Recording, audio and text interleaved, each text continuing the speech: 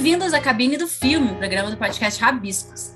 Eu sou a Carolina e hoje a gente está com um convidado que está voltando aqui, tipo uma parte 2 do nosso papo, que a gente vai falar de novo e muito mais sobre cinema, sobre filmes, sobre premiações, sobre coisas muito legais. Quem perdeu a parte 1, inclusive, é o primeiro papo que a gente teve, recomendo que procure lá nos streamings, no YouTube, no Spotify, nos lugares que costuma escutar, e escute a primeira parte, a nossa primeira conversa, que foi muito boa.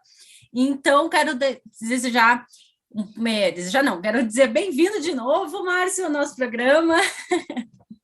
Obrigado, eu me senti tão bem recebido por vocês que eu resolvi voltar.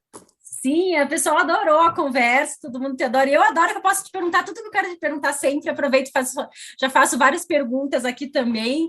Que ano, né, para o cinema? Meu Deus do céu, quanta coisa está acontecendo nesse final de ano, porque parece que ficou tudo represado, né? Em 2020, já tinha filmes que estão saindo, que ficaram prontos em 2019.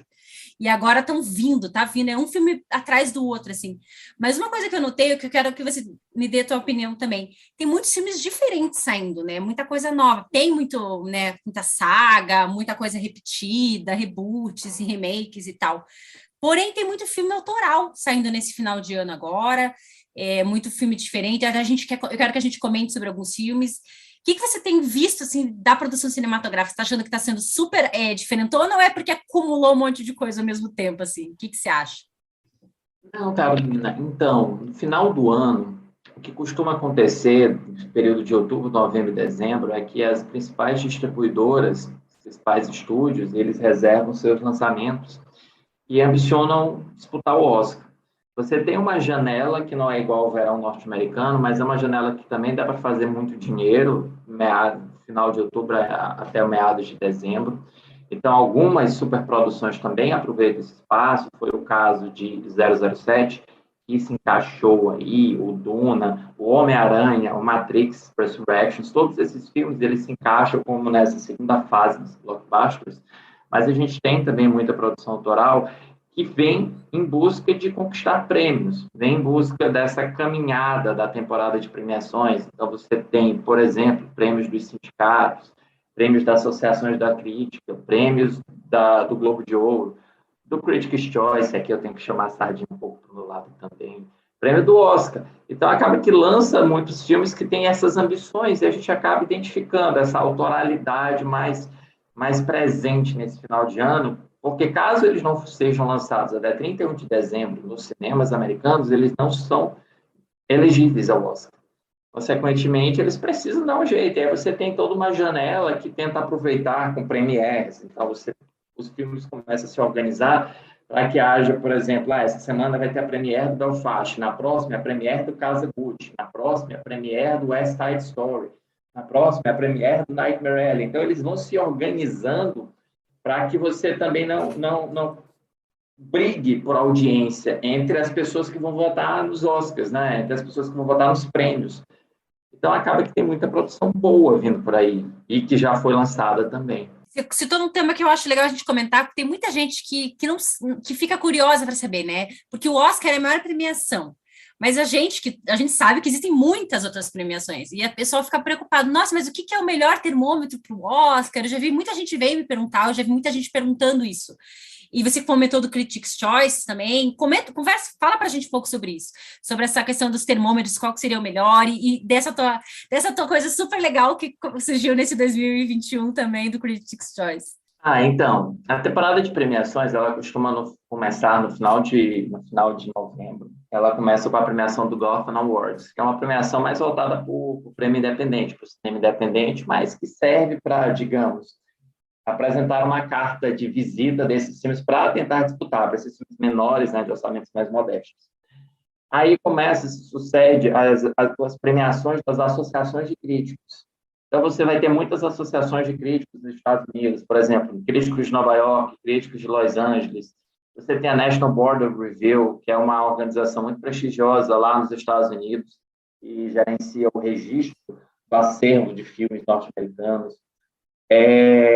Você tem associações menores, de pequenas cidades, que também premiam, associações da internet, como a Online Film Critics Society, da qual eu faço parte também. E termina essa parte de associações, começa a parte dos sindicatos. Os sindicatos são muito importantes para a gente tentar entender o Oscar, porque quem vota nos sindicatos, normalmente vota no Oscar. O que são os sindicatos? A Carolina, ela é diretora de fotografia, então ela se sindicaliza na American Society of Cinematography, que é a ASC. E ela se reúne com seus pares, diretores de fotografia, para indicar filmes para o ASC Awards, que é o prêmio do Sindicato dos Diretores de Fotografia. Márcio é ator. Márcio é sindicalizado no Screen Actors Guild, que é o sindicato dos atores. E ele, juntamente com seus pares, eles indicam, lembra muito presidente, indicam filmes e atores para disputar o SEG Awards, que é o prêmio do Sindicato dos Atores. Tá, Márcio, mas o que tem a ver, então, esses sindicatos com o prêmio, com o Oscar? É que você, Carolina, provavelmente também pode ser membro da academia. E ainda que você não seja, possivelmente alguns dos seus pares, diretores de fotografia, são. E esses membros da academia, na primeira etapa do Oscar, que é a etapa de seleção, de indicação, essa etapa é feita exclusivamente pelos segmentos de cada uma das disciplinas. Então, quem indica no Oscar para a direção de fotografia são diretores de fotografia, não são atores, não são roteiristas, não são montadores, são diretores de fotografia. Então, é relevante esperar, ou pelo menos é natural esperar, que boa parte dos filmes que foram indicados para o prêmio do Sindicato dos Fotógrafos possam aparecer no Oscar. A mesma regra vale para os atores. Mas tem exceções. A Frances McDormand, ela não foi indicada ao Screen Actors Guild Awards do ano passado, porque ela não é sindicalizada, só por isso. Então, você vai ter pode ter uma ou outra distorção, pode, mas normalmente de 80% a 85% dos indicados nos sindicatos, eles param no Oscar. É muito difícil que isso não aconteça. A única categoria que tem uma forma de indicação um pouco diferente é o melhor filme, mas a gente pode falar sobre isso depois. Então, você tem os termômetros, que são esses sindicatos, mas você tem um outro termômetro que pouca gente fala. O BAFTA é um bom termômetro, porque boa parte da Associação Britânica, da Academia Britânica, ou boa parte, mas uma parte da Academia Britânica também é da Academia de Artes e Ciências Cinematográficas. Então, você tem um deslocamento natural e essas pessoas que votam no BAFTA, muitos deles, ou alguns deles, votam no Oscar. E o Oscar é um mundo, né, de gente. O Oscar tem, eu não me lembro, eu não tenho certeza, mas o Oscar deve estar quase com 10 mil membros, ou um pouco mais de 10 mil membros. Então, a academia, no caso, né? O Oscar é o nome do prêmio, a academia é o nome da instituição. Para deixar claro aqui, chama a AMPAS, Academy of Motion, AMPAS, Academy of Motion Pictures Art Society. Arts and Science, isso. Academia de Artes e Ciências Cinematográficas, AMPAS. É a associação que entrega o Oscar, que é o nome do prêmio. Então, membros da academia fazem parte do BAFTA. E essas pessoas foi o que falou o ano passado. Quem deu o prêmio do Oscar para o Anthony Hopkins e meu pai foi o BAFTA. Porque o Chadwick Boseman havia ganhado o SAG. Então, estava todo mundo dizendo, então o Chadwick Boseman vai ganhar o Oscar. E o BAFTA entregou o Oscar para o Anthony Hopkins. Então, quem provavelmente deslocou esses votos para que tivesse mais votos para o Anthony Hopkins, não para o Chadwick Boseman, provavelmente foi o BAFTA. Então, o panorama é esse. Você começa com os críticos, que premiam com suas associações. A premiação dos críticos não tem relevância para a gente tentar antecipar a premiação do Oscar, porque são muitos poucos críticos que integram a academia. Eles não fazem uma gota no oceano. Os termômetros são, sim, os catos, que vêm logo em seguida, e aí começa a vir aquelas outras premiações televisionadas, o Globo de Ouro, o Critics' Choice, da qual eu comecei a integrar desde outubro do ano passado, deste ano, e o Oscar. Mas eles também não têm muita influência. Eles vão na onda, sabe? Não é que eles acertam o Globo de Ouro ou o Critics' Choice, que eles sabem também para que lado está indo a temporada de premiação. Culmina com o Oscar. Fala do Critics' Choice pra gente, então. Como é que foi esse processo aí? Que coisa legal demais, demais, demais. Carol, o processo foi assim. O processo foi de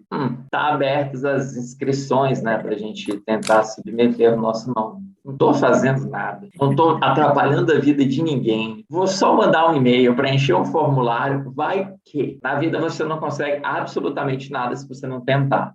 E aí você já tá falando, eu vou anotando aqui as coisas para te perguntar, mas você falou umas coisas muito legais, porque teve um episódio que a gente falou muito isso, que é da gente se colocar na posição, né? Você se colocar, que nem você falou, eu simplesmente fui lá e mandei minha aplicação, eu fui lá e tentei. Eu acho que se colocar nessa posição, se assumir como crítico, como escritor, como qualquer coisa que seja que a pessoa que está ouvindo, que você que está ouvindo queira ser, eu acho que o primeiro passo é a gente se ver como essa pessoa, como esse profissional, e ir em busca. E eu acho que a internet tem ajudado muita gente nesse papel também, né? Queria que você comentasse um pouco essa questão. Tem muita gente hoje em dia falando sobre tudo, claro, né? Na internet tem voz para tudo, mas vamos falar das pessoas boas que estão fazendo um trabalho sério, que estão escrevendo bem. Tem muita gente falando de cinema, muita gente nova, né? E que está em busca de se aperfeiçoar, independente de fazer uma faculdade de cinema, uma especialização específica.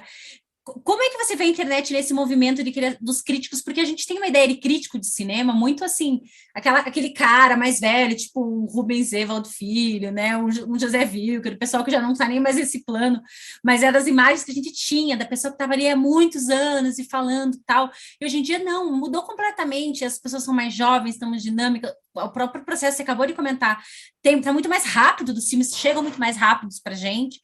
Então, como é que você vê a internet nessa construção, nesse empoderamento até, para a gente poder sentar e falar, não, eu sou crítica, eu quero falar sobre cinema, e é isso que eu quero fazer. Bem, Carol, eu aproveitei esse momento da internet também, só que eu aproveitei numa etapa pretérita atual, que era a etapa dos blogs. Antigamente, então talvez eu tenha até propriedade para falar como está hoje também, antigamente, para que você escrevesse sobre determinada matéria para atingir determinado público, você precisaria estar em um periódico, seja um jornal, seja uma revista.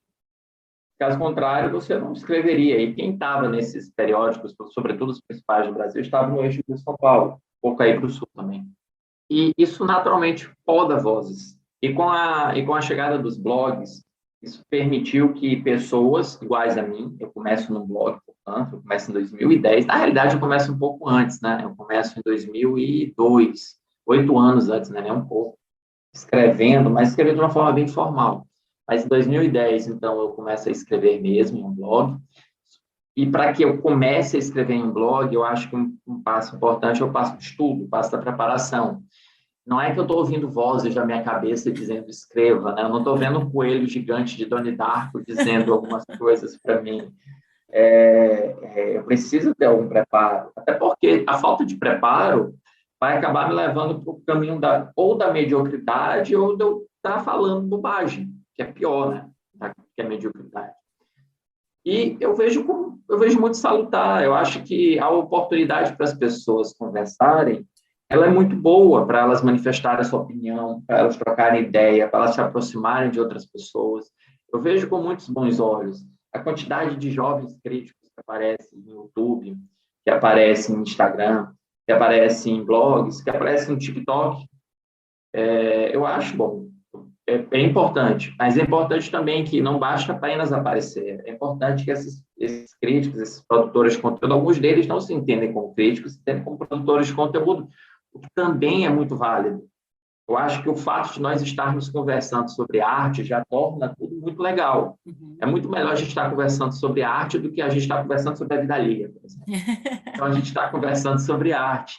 E esses críticos ou produtores de conteúdo, o importante, além de ter o acesso, é ter o preparo, ter o estudo, não apenas o estudo da matéria que eles estão falando, mas também o preparo dentro da plataforma onde eles estão trabalhando, entender como essa plataforma funciona, entender como funcionam as métricas, entender como funciona essa organização. Naturalmente que quando você dá voz para todo mundo, você vai ter vozes dissonantes. Eu não digo vozes discordantes, eu digo vozes dissonantes. Discordância é muito bom, ainda mais quando a gente está falando sobre arte, mas a pessoa que destoa, a pessoa que utiliza a arte como plataforma de exclusão, como plataforma de discriminação, como plataforma de discurso de ódio, aí já é uma semente que precisa ser podada dessa árvore, para que não contamine, né? Para que não contamine árvores ao seu redor. E a gente precisa também tentar separar, como leitores e como consumidores desse conteúdo, separar o joio do trigo. Eu não digo o joio do trigo na metáfora bíblica, mas separar alhos de bugalhos. Precisamos entender que algumas pessoas elas não estão fazendo crítica, outras pessoas estão. Um final explicado não é uma crítica. O final explicado, por exemplo, é um tipo de vídeo, de texto, que, embora sirva para esclarecer um ponto de vista do autor do conteúdo, ele acaba diminuindo a importância da arte de ter múltiplas interpretações, de ter múltiplos acessos, de ter múltiplas percepções. Então, por mais que exista esse espaço sendo aberto, e muitas pessoas estão aproveitando esse espaço para serem conhecidas, para que a arte flua com mais facilidade, para que o discurso sobre cinema, sobre televisão, sobre literatura, sobre outros assuntos alcance camadas de pessoas que antes não alcançavam, que antes eram marginalizadas pela informação, a gente precisa entender o que a gente está trabalhando, onde a gente está trabalhando. Eu faço crítica. Eu não vou fazer, provavelmente nunca, um vídeo explicado em que eu vou dizer, gente, olha, deixa eu explicar para vocês o que aconteceu nesse filme, porque eu, dentro da minha profissão de crítico, sei que eu não tenho a competência de explicar nada para ninguém. Eu posso explicar o meu ponto de vista, a minha percepção e a minha interpretação, e eu não posso querer impor isso para uma outra pessoa. Então, dentro de um grande mundo de conteúdos, de críticos, de produtores de notícias, de entrevistas, de bastidores, de momentos divertidos, como ver o Tom Holland e a Zendaya dançando no Lip Sync Battle, de vídeos explicados, de guias de consumo, é bom que cada um saiba separar um do outro, que cada um saiba conviver dentro desse mundo de informações, esse mar que agora tem muitas informações. De forma objetiva, respondendo a tua pergunta, eu sou muito feliz por estar nesse momento em que muitas pessoas podem ter voz quando não tinham. E, claro, com o devido cuidado, não é a liberdade de ter voz que nos dá a liberdade de falar o que quisermos. Algumas liberdades, nós somos livres para falar as bobagens que quisermos em termos de conhecimento, mas essa liberdade também vem com o ônus de nós revelarmos a nossa própria ignorância, o nosso próprio não conhecimento sobre determinada matéria, ou mesmo também a necessidade de que algumas vozes sejam, aqui eu não estou defendendo censura, mas que algumas vozes sejam moderadas, para que você não propague discurso de ódio, porque discurso de ódio não é opinião. Perfeito, eu concordo com você. Eu acho que é muito bom ter essa democratização, digamos assim, né? Porque também teve, a gente comentou um pouco sobre a questão do streaming da outra vez, e sobre essa democratização do cinema, e também isso gera novas vozes falando. Então, eu acho importante também. Hoje tem muita gente falando de tudo. Cabe a nós filtrarmos o que é conveniente para a gente, o que a gente quer, né? Quem que a gente quer acompanhar o trabalho, quem ressoa melhor, sem se fechar numa bolha, que eu acho que isso é um risco também que a gente corre, né? De só querer seguir quem fala o que a gente quer ouvir, principalmente na arte, eu, pelo menos, acho importante, às vezes, não que seja uma voz, como você falou, uma pessoa que fala coisas, assim, muito questionáveis, mas não necessariamente porque a pessoa discorda de você, principalmente do cinema, que é muito fácil a pessoa discordar. A gente falou sobre, né, a noite passada no Soul, e agora tem outros filmes super polêmicos, como a Casa Gucci ou King Richard, que tem vozes dissonantes. É importante, acho, para a própria construção, não só profissional como pessoal, a gente ouvir outras visões, e o cinema traz isso. Principalmente esses filmes que a gente tem visto, eu tenho visto muitas abordagens diferentes, e isso é muito legal. O próprio Clube do Crítico que a gente comentou, que está aí para isso, né? Que é para trazer essas novas vozes. Então, eu acho muito importante quem está ouvindo a gente falar, olha, não precisa se fechar numa bolha, só seguir quem você acha, quem concorda com o que você, do seu ponto de vista. Às vezes é legal ter alguém que fala coisas que não sejam tão alinhadas com o que você pensa, para você conhecer outros pontos de vista. Então, isso que você falou é muito legal. E voltando, fazendo um link com o que você falou antes da questão do melhor filme do Oscar, isso é uma outra questão também, que muita gente começa a chegar perto de premiação, principalmente do Oscar, que é a premiação mais conhecida, né, por pessoas que não são tão ligadas ao cinema. As pessoas começam a querer correr e ver todos os filmes que estão concorrendo a melhor filme, ou querer saber qual que vai ganhar, e muito filme passa batido, não chega nem a ser indicado, e às vezes é muito melhor do que filmes que concorrem efetivamente, porque tem uma grande diferença entre o filme ser bom e o filme ter lobby para premiações e para Oscar, né? Eu quero que você explique um pouco isso para a gente, a diferença, porque realmente, às vezes você fala, meu Deus, tem filme muito bom aí que não entrou. Por que o filme não entrou? Por que ele não está concorrendo? Por que às vezes o filme passa batido na época de premiações? E tem uma grande diferença. Então, não é porque ele está concorrendo ao Oscar que ele é o melhor dos 5 ou 10 filmes daquele ano. Perfeito. Olha só, imagina que você produziu um filme, As Aventuras de Carol no Podcast. Aí você investiu 5 milhões de reais, uau, tá granada, tem dinheiro, né? 5 milhões de reais para produzir o seu filme. E, poxa, seu filme foi muito bem recebido. E você tem ainda 1 milhão de reais para fazer publicidade do seu filme. Você tem como fazer essa publicidade, mas você tem como concorrer, por exemplo, com a Disney, que tem 20 milhões de dólares para fazer essa mesma publicidade. Então, é um trabalho difícil. Às vezes, a gente pensa que as premiações são referentes a mérito, na realidade, não são. Claro, há uma componente de mérito, há uma componente de qualidade artística observada pelos seus pares dentro de um micro-universo muito pequeno. Cerca de 700 filmes são lançados anualmente nos Estados Unidos. É bom termos em mente que são esses filmes que são o foco do Oscar. Há distorções como um Parasita ganhar o Oscar, mas o Oscar é uma premiação do cinema americano. Ela normalmente premia os seus filmes, geralmente premiará os seus filmes. Então, dentro desse universo de 700 filmes, acaba chegando nessa reta final 25 filmes no máximo. Acho que 25 muito, inclusive, acho que 20 só. 20 filmes entram com alguma chance de alguma coisa, de disputar alguma coisa. E muitos destes filmes, eles entram porque eles têm uma capacidade de fazer lobby em seu favor. A palavra é lobby, igual ao lobby político, porque tal como uma eleição política, a eleição de prêmios também exige muito investimento de grana. Você precisa ter dinheiro, por exemplo, para o que eu citei mais cedo aqui, para mandar screeners. Você precisa pagar uma plataforma que hospede seus filmes de uma forma segura, com seguro também, né? Possivelmente tem seguro se esse filme vazar, para que você pague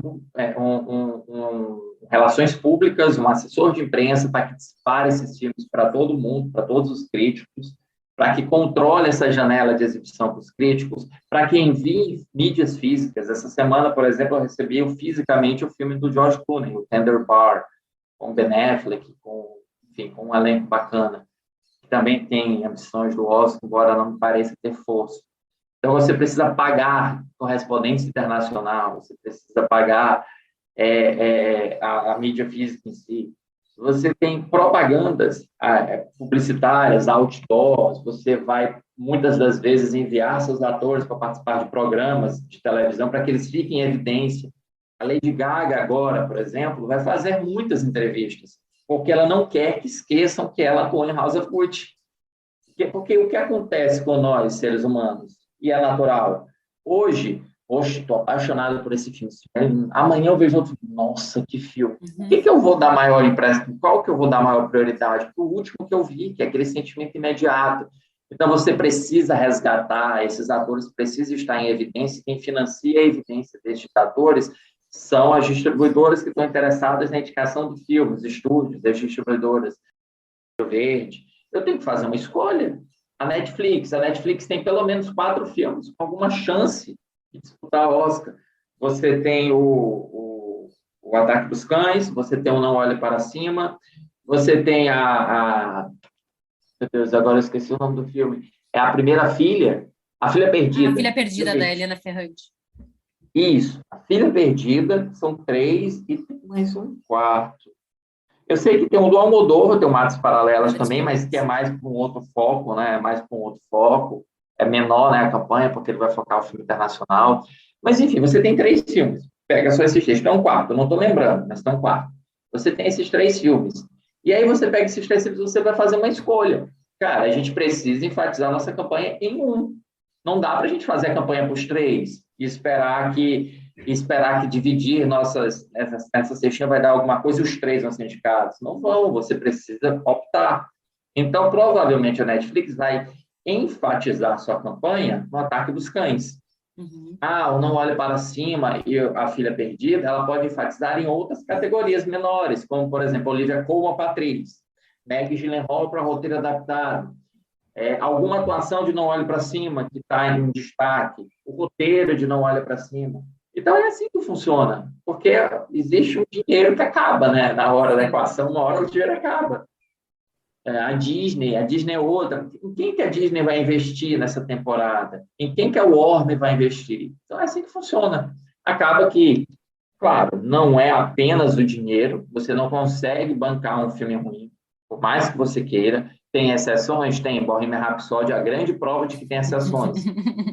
Green Book, que é lá mais ou menos, eu gosto um pouco de Green Book, eu não vou dizer que eu desgosto de Green Book, não amo, não tenho nenhum carinho pelo filme, eu gosto do filme também, mas em geral os filmes que disputam o Oscar são filmes que são bem cotados, que têm alguma qualidade artística dentro daquele universo dos votantes, né? E você tem uma unanimidade em torno deles, às vezes uma pequena unanimidade, mas ainda assim é uma unanimidade. O Ataque dos Cães é uma unanimidade crítica, o Belfast é uma unanimidade crítica, o do Spielberg novo tem sido uma unanimidade crítica, o novo do Paul Thomas Anderson tem sido uma unanimidade. Então, esses filmes, eles têm um caminho mais ou menos bem traçado. Dá para investir neles com segurança. Mas você também não investiria dinheiro num filme que você acha que vai dar nada. Que deste mato não sairá cachorro nesse filme. E mesmo a academia estando mais diversa, né? Porque nos últimos anos eles andaram convidando muita gente de muitos países, e né, mulheres e minorias, para tentar deixar a academia mais diversa, mas aí se falou, mesmo que a academia esteja mais diversa, até chegar na academia já tem um filtro muito grande, né? Não são todos os filmes que chegam. Então, eu acho legal que quem gosta de cinema, fica aí uma recomendação, acompanhe o trabalho dos críticos, do nosso trabalho, meu, do Márcio, de tantos outros críticos, durante o ano todo, e não só durante a época de premiação. Porque o que acontece é que em período de premiação, acaba que as pessoas falam sobre os mesmos filmes, são os filmes que estão saindo e que estão mais cotados, porque todo mundo quer estar em relevância, quer estar sendo lido, mas tem filme bom saindo durante todo o ano, e às vezes é um filme que não vai chegar na temporada de premiações, vai passar ali, realmente, o Márcio já citou alguns, que você vai ver alguns anos depois e falar, meu Deus, como é que eu não sabia que esse filme existiu? Porque o filme passou batido, então é legal acompanhar mesmo durante o ano todo.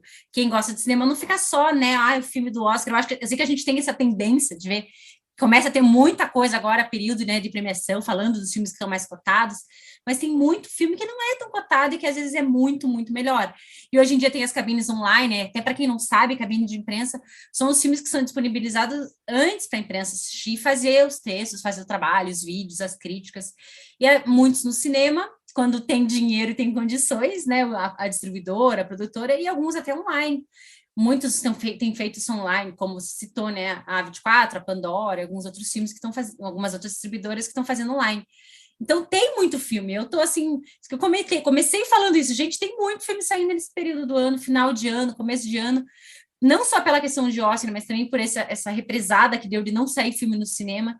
E ver filme no cinema, a gente já falou e a gente sabe que é muito diferente, né? Ver filme no cinema e ver filme em casa é outra experiência. Assistir Duna no cinema, assistir Duna em casa é outra experiência.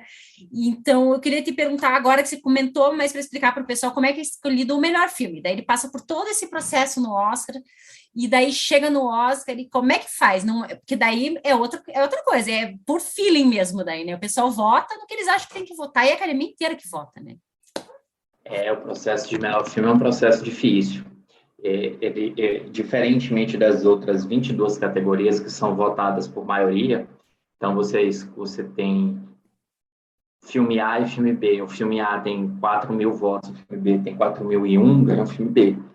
Isso não acontece na votação de melhor filme. Primeiro, porque melhor filme, na realidade, na votação do Oscar, toda a academia vota. Na hora de votar, é indicação que é separado por segmentos. Mas na hora de votar, todo mundo vota. O que acontece na hora da votação, que você até citou sobre a quantidade de filmes, é que, gente, você não pode esperar que todo mundo seja ético quando vota numa coisa.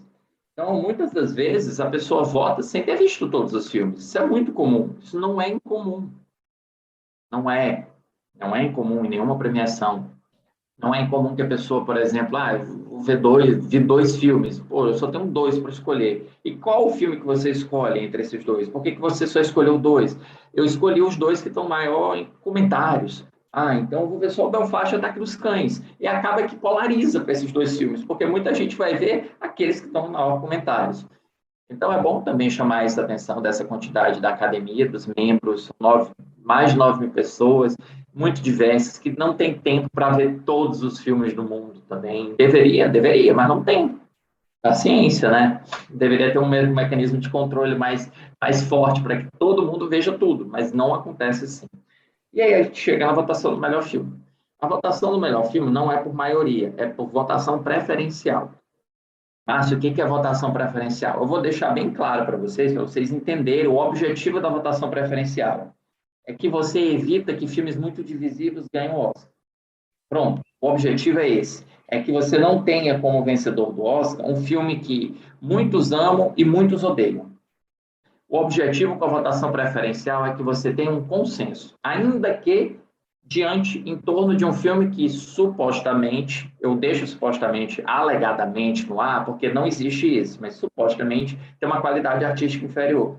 Qual é o melhor exemplo para a gente entender isso em tempos contemporâneos? O ano em que Forma da Água ganhou de 3 anúncios para um crime. O ano que Forma da Água ganhou de 3 anúncios para um crime é um ano que você premia um filme que agrada a todo mundo, que é a Forma da Água, é um romance fantástico, com toques de terror, bonito, que discute temas sobre discriminação, sobre preconceito, que você traz uma representatividade para uma personagem, embora ela não seja uma atriz surda, mas ainda assim, pelo menos há uma representatividade via personagem, há questões raciais, há questões de violência doméstica, há muita coisa sendo discutida em Forma da Água de uma forma acessível. E você tem 3 anúncios para um crime. Então, é um filme muito difícil. Não porque ele é menos bom, ou não porque ele não é tão bem escrito, tão bem dirigido. Não, ele é bem mais até para mim. É porque ele é muito anguloso, ele é muito obtuso. Você tem um personagem com um policial racista que faz o bem. Uhum. Como é que isso cai dentro da cabeça de um votante da academia que muitas das vezes pensa de uma forma amiga? Poxa, como é que eu posso ter um personagem que é um cara racista, claramente racista, mas que age em prol da justiça em determinado momento do filme? Como que essas duas coisas conciliam? Gente, é o mundo real. O filme trata justamente de homens complexos e mulheres complexas em uma situação complexa. Mas isso não é bem recebido para a academia. Parasita, para mim, foi uma coisa assim. Eu nunca esperei que Parasita ganhasse o Oscar de melhor filme. Quando o Parasita ganhou, eu disse, rapaz, que surpresa, viu? Parasita foi uma grande surpresa. Mas para a gente entender, então você tem um filme que é Três Anúncios para um Crime, que é um filme muito divisivo, e você tem A Forma da Água, um filme consensual. Tá, então você entendeu o motivo. Eu estou fazendo de trás para frente. Você entendeu o motivo. É para que você premie mais esses filmes consensuais do que esses filmes divisivos. Como funciona isso?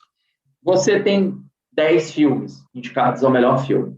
E você começa a fazer um ranking. Na realidade, cada votante vai entregar na cédula de votação um ranking.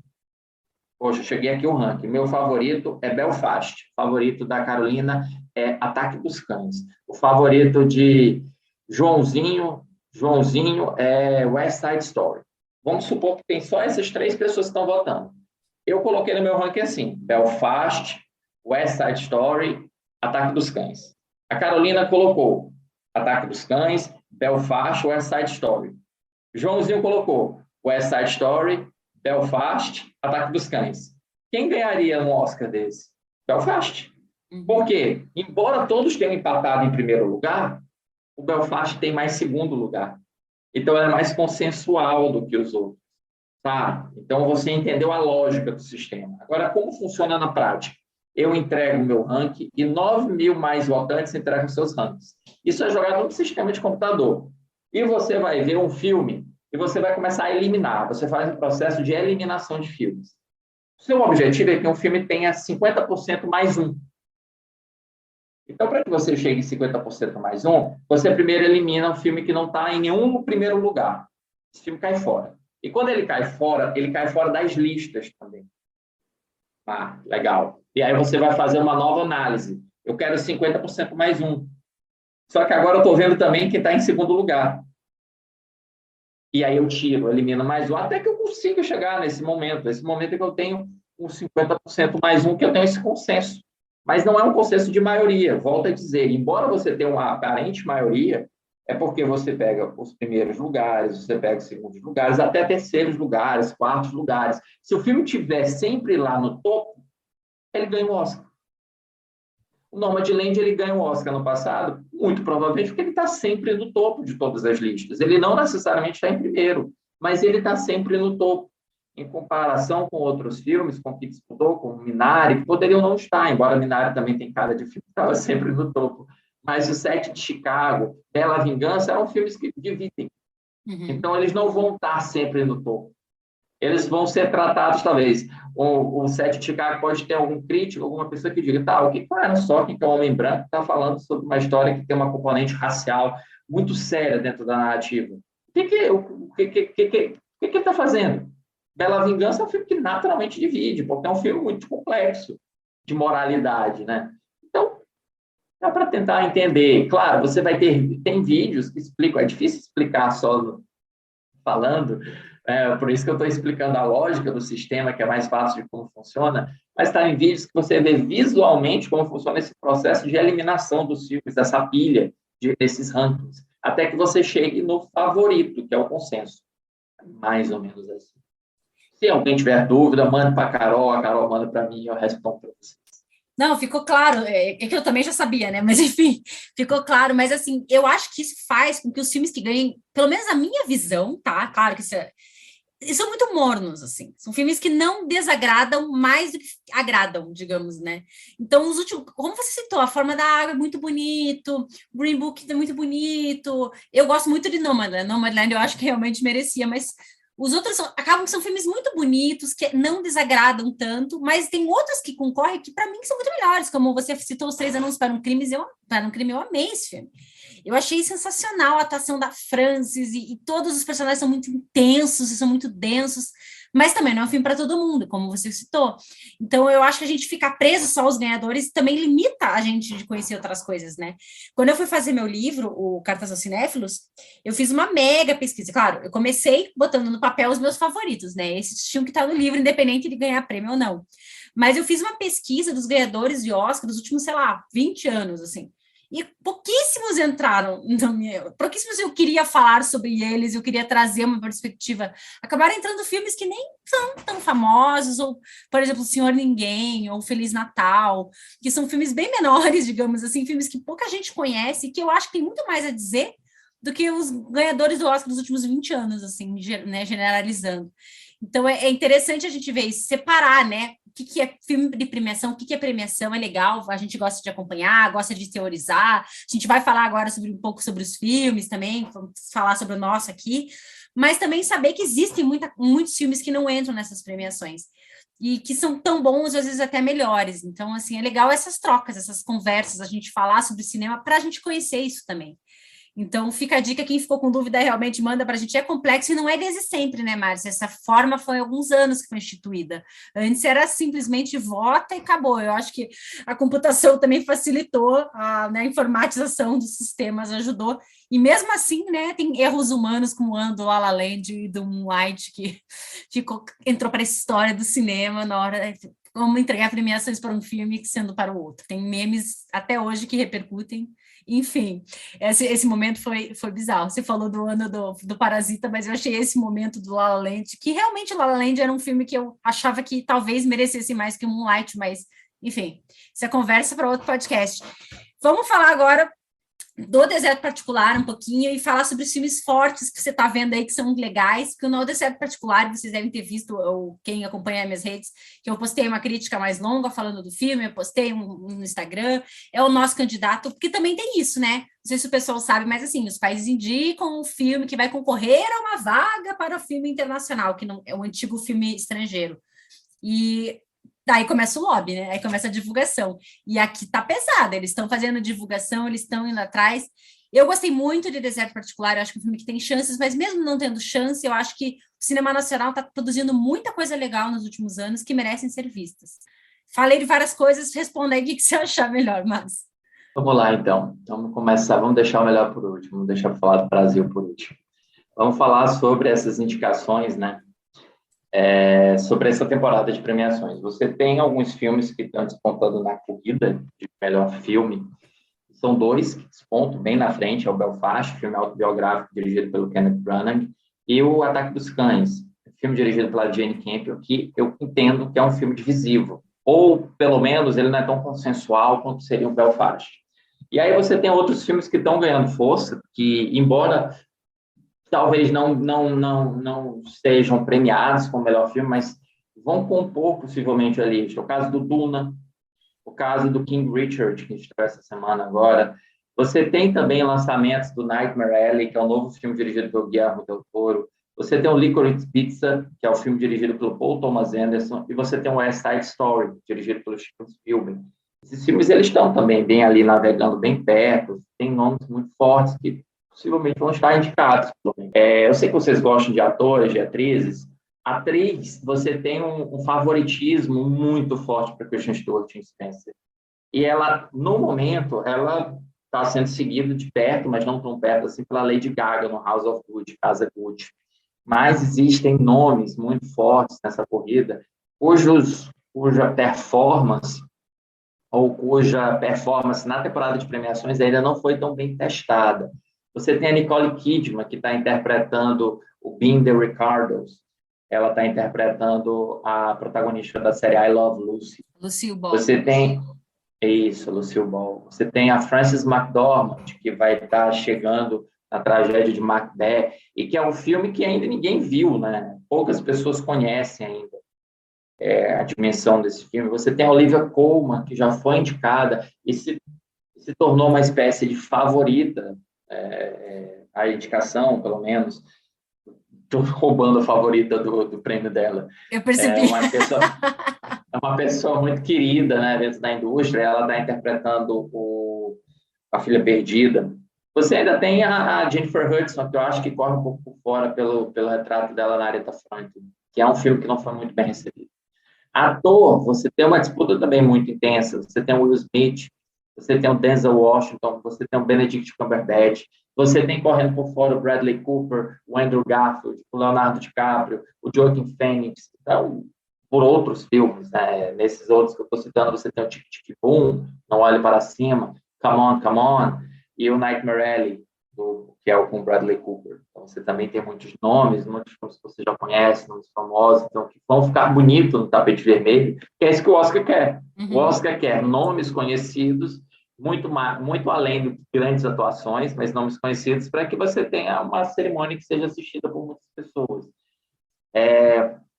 Deixa eu ver alguma outra categoria, deixa eu pensar aqui. Você tem atriz coadjuvante, você tem, por exemplo, a Kirsten Dunst no Ataque dos Cães, que está com um nome muito forte. Você tem a Katrina Balfe em Belfast, que é a atriz de Outlander. Você tem a Marlee Matlin na Voz do Coração. Ela é uma atriz surda que já ganhou, a única pessoa surda a ganhar um Oscar. Você tem a Ruth Negga em Identidade. Você tem a atriz que interpreta a Venus Williams. Agora o nome eu não lembro. Mas a atriz que interpreta a Venus Williams em King Richard, ela também está muito cotada. Peço até desculpa por não lembrar, mas com certeza a Carol vai botar na legenda o nome da atriz que interpreta para mim, para complementar. Em ator coadjuvante, você tem o Cole Smith McPhee, que ele está numa performance muito interessante no Ataque dos Cães. Você tem o Jamie Dornan em Belfast. Você tem o Bradley Cooper, só que agora o Bradley Cooper no Licorice Pizza e não no Nightmare Alley. Você tem o Jared Leto. Eu não confio muito, né? Mas eu amo o Jared Leto e eu torço para ele em todas as coisas que ele faz. Eu já falei que eu sou parcial. Eu amo a 30 Seconds to Mars, então eu amo ele. Mas realmente tem muita opção, né? E vai muito do lobby da galera que vai querer votar, porque ator bom fazendo papéis bons tem bastante. Né? Tem bastante. Daí vai muito do gosto também, isso que eu falei. Tem muita gente que não gostou dele no Casa Gucci, eu gostei. Então, assim, também vai muito do gosto da pessoa, né? Do votante. E aí, desculpa. Vamos falar, então, além da gente falou dos atores, dos filmes, né? De forma bem sucinta, porque eu acho que o tempo não nos ajuda nesse aspecto, mas a gente pode fazer um podcast, não tem problema. Me convida mais uma vez que eu estou para a gente falar só disso. Você tem um filme internacional. O filme internacional é uma categoria mais complexa. O filme internacional é uma categoria que é votada em 2 etapas.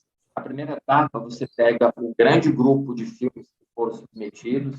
Então, quantos filmes foram submetidos para melhor filme internacional nesse ano?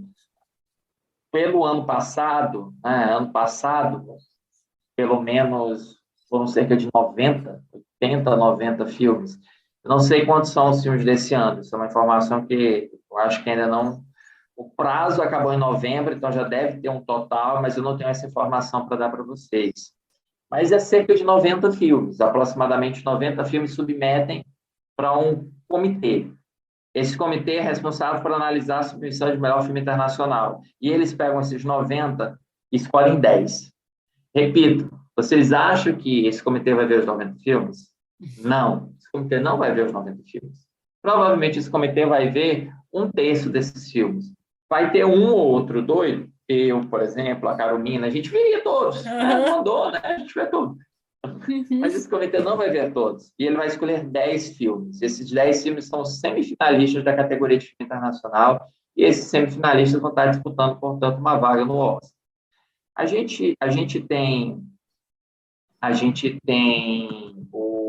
existem alguns filmes que são, de certa forma, favoritos, assim, para estar nessa lista. Um deles é o Drive My Car, que ganhou recentemente o prêmio do New York Film Critics Circle, que é uma associação de crítica muito importante, a crítica de Nova York. É o filme do... Deixa eu me lembrar o nome do diretor, que está na minha cabeça. Yusuke Hamaguchi. O Drive My Car. Você tem o Flea. O Flea é uma coprodução internacional que tem também participação americana, que é uma animação. E animações já foram indicadas ao Oscar de filme internacional. E também é um documentário. Então, é possível que ele tenha 3 indicações aí, né? É esperado que ele tenha 3 indicações, documentário, filme internacional. Você tem o Madres Paralelas, do Almodóvar, que não deixa de ser um nome muito forte. Você tem A Mão de Deus, do Paolo Sorrentino, também é um cara que já passou ali perto, pelo Oscar. Você tem o Lamb, que é um filme estranho, mas é a submissão da Islândia para o Oscar. Você tem o novo filme do Joachim Trier, que não tem nenhum parentesco com Lars von Trier. É A Pior Pessoa do Mundo, que está sendo um filme também muito bem comentado com críticas muito positivas. Você tem O Herói, que é um filme dirigido pelo Asghar Farhadi, que já deu 2 Oscars para o Irã, em A Separação e Um Apartamento. E você tem o nosso Deserto Particular. Eu vou ser bem franco, eu não acredito que o Deserto Particular conclua a lista dos 5. Eu acho que essa lista dos 5 ela tem filmes que tem uma campanha internacional muito forte. Infelizmente, o Deserto Particular não me parece esse filme que tem uma campanha forte. A minha torcida é para que ele, pelo menos, entre nos semifinalistas, nos 10. Mas eu não consigo vê-lo na cerimônia do Oscar desse ano. Por mais que seja um filme muito bonito, um filme que trata de uma aproximação, ele é um filme sobre encontros de pessoas que viveriam em mundos diferentes se não fosse a vida querer que essas pessoas se encontrassem. Análise quando saírem os indicados. E te agradecer demais, assim, que papo bom, papo gostoso, que flui, que é uma beleza. Falamos sobre premiações, falamos sobre filmes que tem chances, os que não têm chances, mas que são bons. Acho que explicamos algumas coisas para o pessoal que está aí ouvindo. Quem ficou com dúvida ainda quiser saber mais coisa, manda para a gente, que o Márcio vai voltar mais vezes, 2022. Tem esse convite muito aberto para voltar, a gente falar de filmes em específico, porque tem filmes que merecem mais tempo de tela, digamos assim, merecem mais tempo de áudio aqui. E que você abre agora para suas considerações finais, para você falar o que você acha que faltou aqui. E agradecer a todo mundo que está ouvindo, que está sempre aqui com a gente, acompanhando semanalmente aqui a Cabine do Filme, a gente falando de cinema, fazendo análises diferenciadas. Vocês sabem que eu gosto de misturar coisas e trazer pessoas inspiradoras para falar com a gente, mandar um beijo enorme para todo mundo que escuta e convidá-los a estar aqui de novo todas as quintas-feiras e às terças-feiras no podcast Rabiscos com o Tadeu Rodrigues. Passo a palavra para você, Márcio. Eu só não tenho considerações além de agradecer a gentileza pelo convite, agradecer o espaço, agradecer teus leitores, teus ouvintes agora, né, nesse momento ouvintes, mas também teus leitores que estão te ouvindo. Muito obrigado por dar voz à crítica, por dar voz à arte, que eu acho que é muito importante que a gente continue conversando. Repito, melhor falar sobre arte do que falar sobre a vida alheia. A gente pode até soltar uma fofoquinha da arte aqui ou acolá, mas é melhor falar sobre a arte do que a vida alheia. Quero agradecer o convite, convidar vocês a conhecer o Cartas de Carolina. Eu estou convidando para te conhecer e também conhecer o Cinema com Crítica. No @Cinema com Crítica, eu também tenho um perfil no Twitter, Márcio Salem, com 2 L's e M, no Twitter, no Letterboxd, no YouTube, até no TikTok, fazendo dancinhas. Mentira, quase isso. Obrigado, Carol. Eu sei que hoje É um domingo, então eu vou te desejar um bom domingo e uma boa semana para você e para todos vocês que estão assistindo.